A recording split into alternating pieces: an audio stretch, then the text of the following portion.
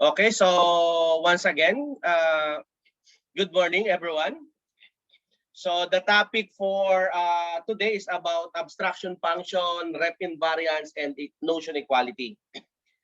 So as I mentioned, several ideas that we need to understand is the abstraction functions, representation invariance, equality, and the object contract. As what I mentioned earlier, we study a more formal mathematical idea of what means for a class to implement an ADT. So via the notion of abstraction functions and rep invariance. So these mathematical notions are eminently practical in software design. So the abstraction functions will give us way to cleanly define the equally operation on an abstract type, and the rep invariant will make it easier to catch bugs caused by a corrupted data or data type. So what is rep invariant and abstraction functions? So we now take a deeper look at the theory underlying abstract data types. So this theory is not only elegant and interesting in its own right, it also has immediate practical application to the design and implementation of abstract types. So if you understand the theory deeply, you will be able to build better abstract types and will be less likely to fall into subtle traps. So in thinking about an abstract type, it helps to consider the relationship between two spaces of values. Now, for example, for a ref value, so we are using a car set, as I mentioned, underscore no repeats, no rep implements then set character. No, a common confusion about abstraction function and rep invariant is that they are determined by the choice of rep and abstract value spaces, or even by the abstract value space alone. If this were the case, they would be a little used. So since they would be saying something redundant that's already available elsewhere. The abstract value space alone doesn't determine AF or RI, no? Or the abstract functions or rep invariance. There could be a several representation for the same abstract type. So a set of characters could equally be represented as a string, as above, or as a bit vector with one bit for each positive or possible character. And clearly, we need two different abstraction functions to map these two different rep value spaces. It's less obvious, no, why the choose of both spaces doesn't determine AF and RI. The key point is that defining a type for the rep and thus choosing the values for the space of rep values, no, does not determine which the rep values will be deemed to be legal, and those that are legal, how they will be interpreted, rather than deciding as what we did a while ago, not that the string have no duplicates, and we could instead allow the duplicates, but the same time require that the characters be stored appearing in the non-decreasing order. This will allow us, no, to perform a binary search on the string and thus check membership in logarithmic rather than linear time, same rep value space. So different rep invariant. So I will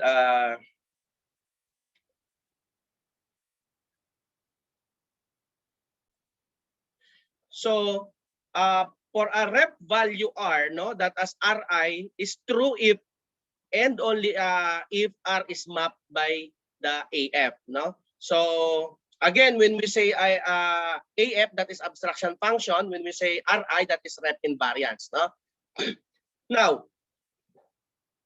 in other words, the Ri tells us whether a given rep value is well formed. Now, alternatively, you can think of Ri as a set. So it's the subset of rep values on which AF is defined. So both the rep invariant and the abstraction function should be documented in the codes. So right next to the declaration of the rep itself. So as what we have here. A common confusion about abstraction functions and rep invariant is that they are determined by the choice of rep and abstract values spaces, or even by abstract value spaces alone.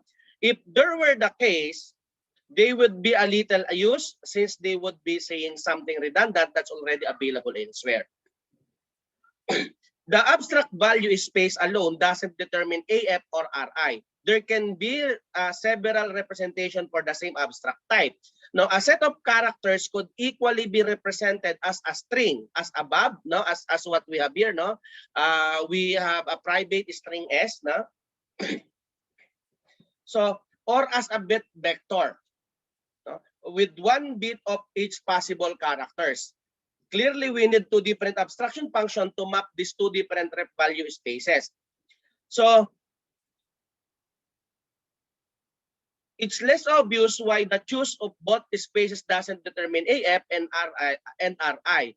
The key point is that defining a type for the rep and thus choosing the values for the space of rep values does not determine which of the rep values will be deemed to be legal, and of those that are legal, or how they will be interpreted.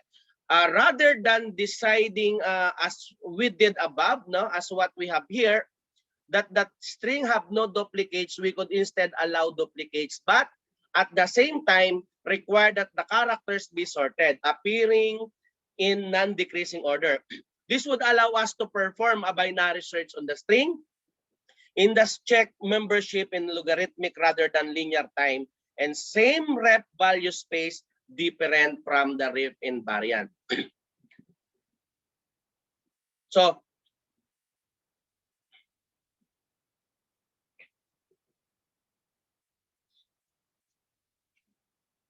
as what we have here, no, even with the same type of the rep value, no, space, and the same rep invariant Ri, we might still interpret the rep differently, no?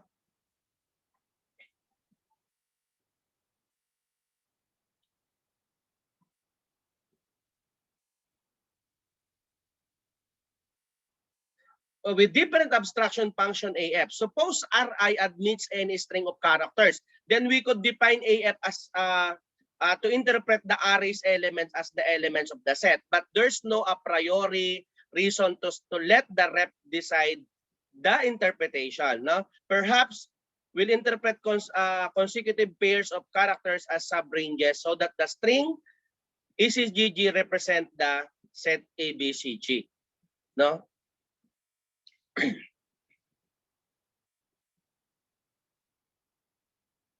Now,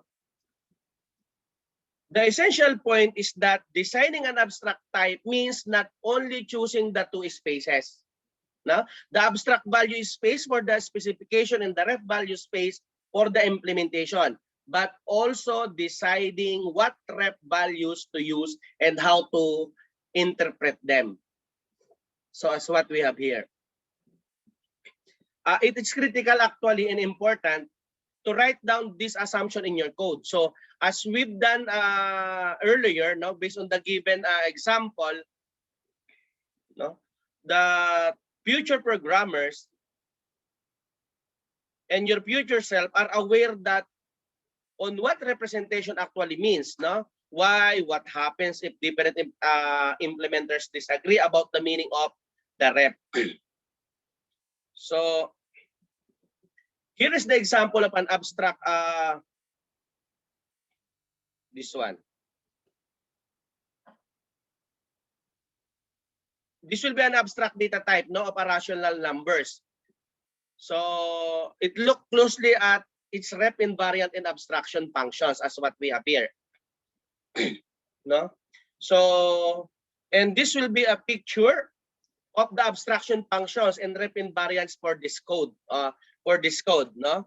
So for us to understand it well, the Ri requires that numerator or denominator first be reduced from, of course, the lowest term. So pairs like 2, 4, no, as what we have here, no, this one, 2 and 4, and 18 and 12.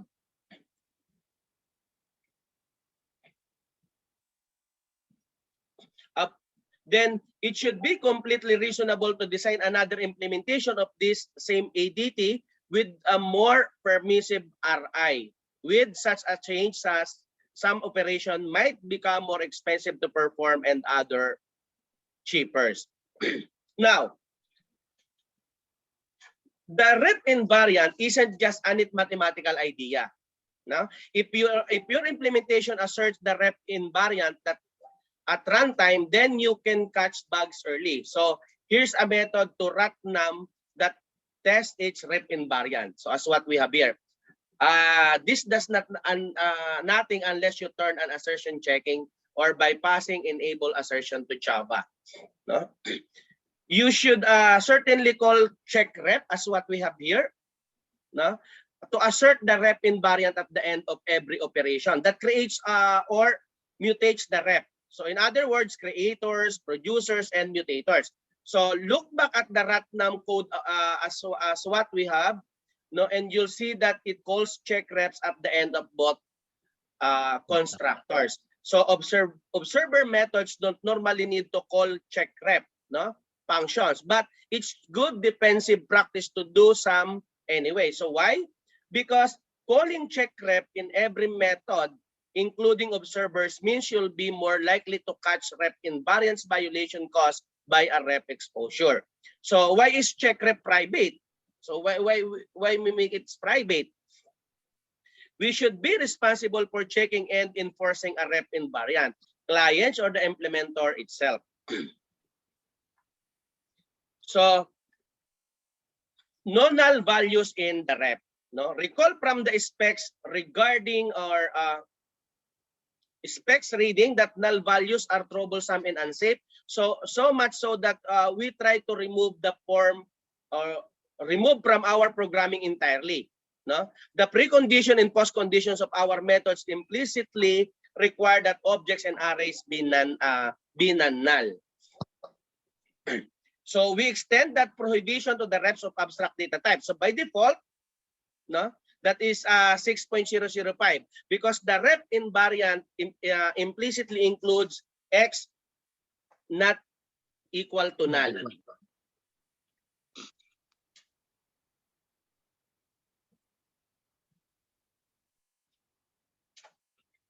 Okay, then as I mentioned, for every reference of X in the rep that has object type, including the reference, of course, inside arrays or list. So if your rep is class car set, begin then string is equal to S, then its rep invariance automatically include S is not equal to null. And you don't need to state in a rep invariant comment. So when it's time to implement that rep invariant in a check rep method, however, you still must implement the S is not equal to null check, no, and make sure that your check rep correctly fails when S is null. So open that check comes for free from Java because checking other parts of your rep invariant will throw an exemption. So if S is null, so for example, if your check rep looks like this, no, as this one, the second one, then you don't need assert S is not equal to null because the call of S dot length as what we have here, no, will fail just as effectively on a null reference. But if S is not otherwise checked by your rep invariant, then assert is S is not equal null explicitly. So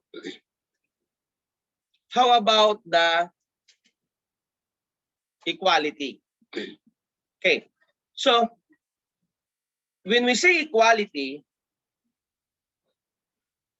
in the physical world, no, every object is distinct. So at some level, even two snowflakes are different, even if the distinction is just the position they occupy in space. And of course, this is strictly true all subatomic particles, no, as I mentioned earlier. So two physical objects are never truly equal to each other. They only have degrees of similarities. In the other word of human language, however, in the world of mathematical concept, you can have multiple names for the same thing. So it's natural to ask when two expressions represent the same thing, 1 plus 2, then of course, for example, the how do you call this one?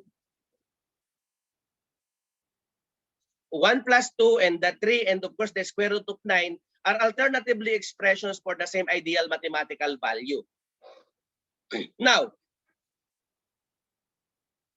as what, of course, we can regard equality in several ways, no? Because we have three ways to regard equality. We have using an abstraction functions. We have the using a relation. We have the reflexive, no? We have the symmetric. We have the transitive or transitive. The use E as a definition for equality, we would say that equals B if and only if E is open and close A multiplied by B. No? And this notation are equivalent. So the equivalence relations introduce an abstraction functions. No, the relation induced by an abstraction function is an equivalence relations. And of course, we can talk about the equality between abstract values in terms of what an outsider that can observe about them. Using observation, of course, in a regard equality, no? So actually, I have an additional example. Wait for a while.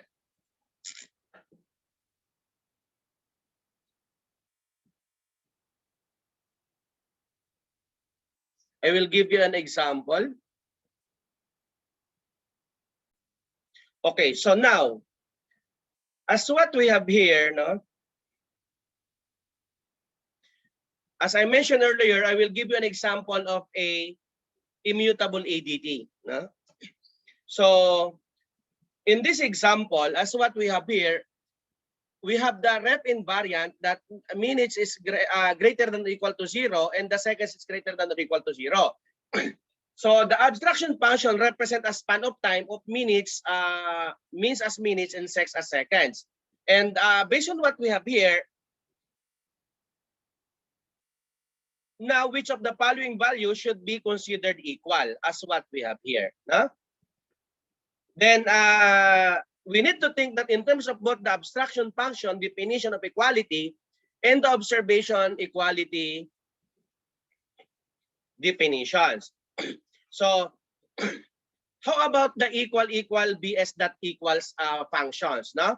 Like many languages, Java has two different operations for testing equality with different semantics. No? What are those? No? So the equal operators compares references, right?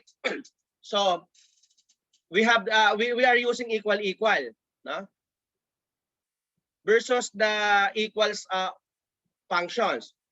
So more precisely, it tests referential equality. So the two references are equal if they point to the same storage in memory. So in terms of the snapshot diagrams we've been drawing a while ago, two references are equal if their arrow point to the same object bubble.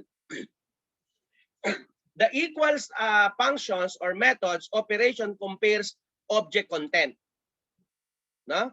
Again, the equal operator, it tests referential equality.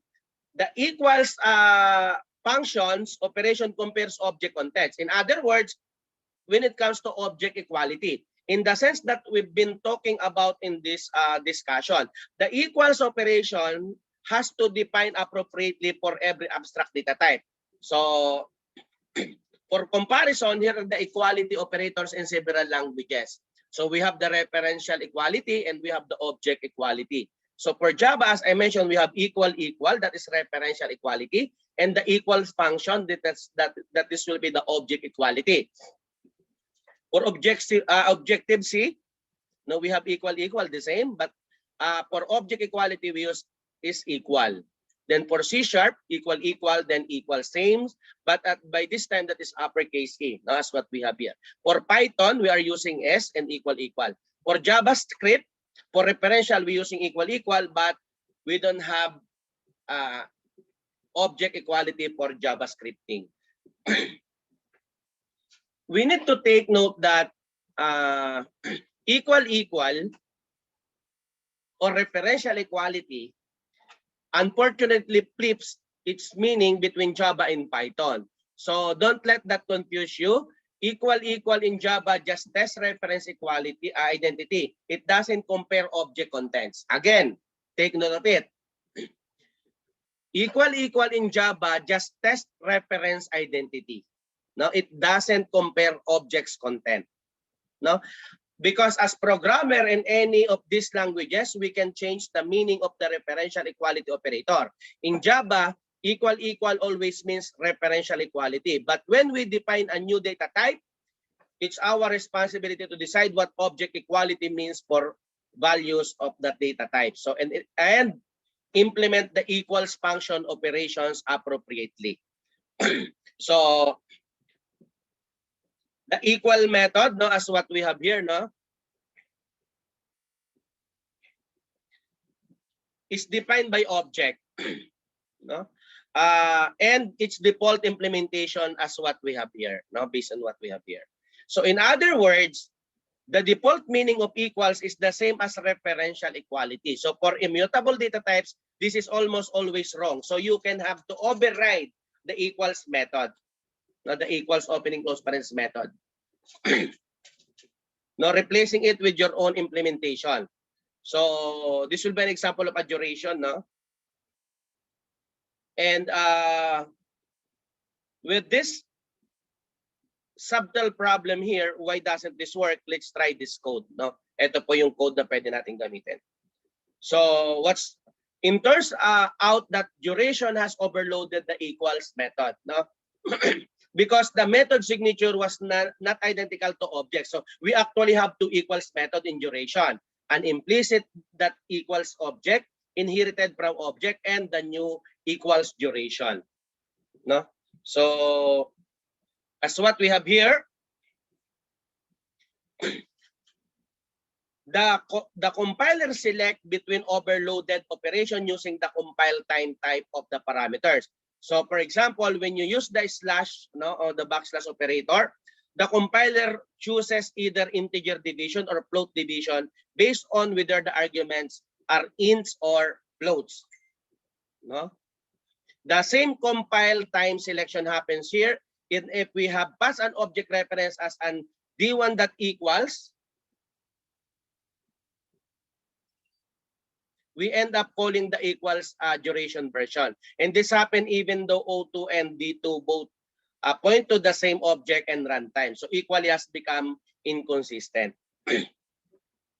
So as what we have here, we have the right way to implement duration equals method. And then to fix the immediate problem, so this will be the symmetric. How about the object contract? The specification of the object class is too important that it often referred to as the object contract. The contract can be found in the method specification for the object class. No? When you override the equals method, you must adhere to its general contract. No? As I mentioned a while ago, it states that equal must define an equivalence, no, relation, and that is a relation that is reflexive, symmetric, and transitive. No? Equal must be consistent. No, repeated calls to the method must yield the same result provided that information used is equal comparison on the object is modified. Hash code must produce the same result for two objects that are deemed equal by the equal method. So breaking the equivalence relations, no, as what we have here, no, with the equivalence relation, we have to make sure that the definition or equality implemented by equals method is actually an equivalence relation as defined as earlier, the reflexive, symmetric, and transitive.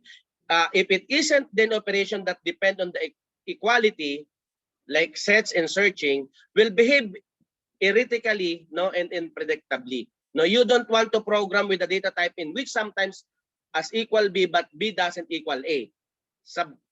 steel and painful bugs will result, as I mentioned. So here is an example of how an innocent attempt to make equally more flexible can go wrong. Suppose we wanted to allow for a tolerance in comparing durations because different computers may have slightly unsynchronized clocks. No? So which property of the equivalence relation is violated? So how about the breaking hash tables? To understand the part of the contract relating to the hash code method, we need to have some idea of how hash table work. So two very common collection implementation, hash set and hash map. No? We use hash map and hash set for that. Use as I mentioned, a hash table is a representation for a mapping. No? An abstract data type that maps K2 values. No? Hash table offer constant time lookup, so they tend to perform better than trees or lists. Keys don't have to be ordered or have any particular property except for offering equals and hash code. So the rep invariant of hash table includes the fundamental constraint that keys are in slot determined by their hash code. So now it should be clear why the object construct requires equal object to have the same hash code. If two equal objects had distinct hash code, they might be placed in different slots. So if you attempt to look up a value using a key equal to the one with which it was inserted, the lookup may fail. Now, object default hash code method implementation is consistent with its default equals. No, as what we have here. The equals object that. No? So for reference A and B, if A is equal to B, then the address of A is equal the address of B. So the object contract is satisfied, but immutable objects need a different implementation of hash code. So for duration, no, since we haven't overridden the default hash code yet, we're currently breaking the object contract through this one. No, the duration D1 is equal to new duration 1 and 2. The duration D2 is equal to new duration 1 and 2. Then D1 equals D2 true. D1 hash code 2392 and D1 hash code is equal to 4823. No, D1 and D2 are equals, no? But they have different hash code. So we need to fix that. So a simple and drastic way to ensure that the contract is meet for a hash code to always return some constant value. So every object's hash code is the same. Then satisfy the object contract, but it would have a disastrous performance effect since every key will be stored in the same slot and every lookup will degenerate to a linear search along a long list. So the standard way to construct a more reasonable hash code that is still satisfy the contract is to compute a hashtag for or hash code for each component of the object that is used in the determination of equality. No? And the combining this, throwing in a few arithmetic operations. So for duration, this is easy because the abstract value of the class is already an integer value. So that's why we use public int hash code return int, no, to get length. So equality of mutable objects, we need to recall our definition that two objects are equal when they cannot be distinguished by observation with mutable objects. There are two ways to interpret this. Of course, when they cannot be distinguished by observation that doesn't change the state of the objects by calling only observer, producer, and creator methods, this is strictly called observational equality. And the other one is the behavioral equality, since it tests whether the two objects will behave the same in this of all states. So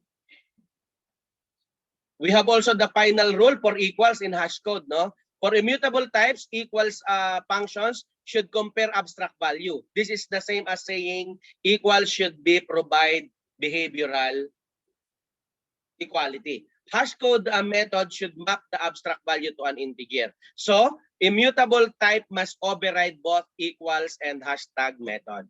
So, for mutable types, equal should compare reference just like equal equal. Again, this is the same as saying equal should provide behavioral equality. Hash code should map the reference into an integer. So, mutable type should not override equals and hashtag method at all, and should simply use the default implementation provided by object, and Java doesn't follow this rule for its collection, unfortunately leading to the pitfalls that we have discussed earlier.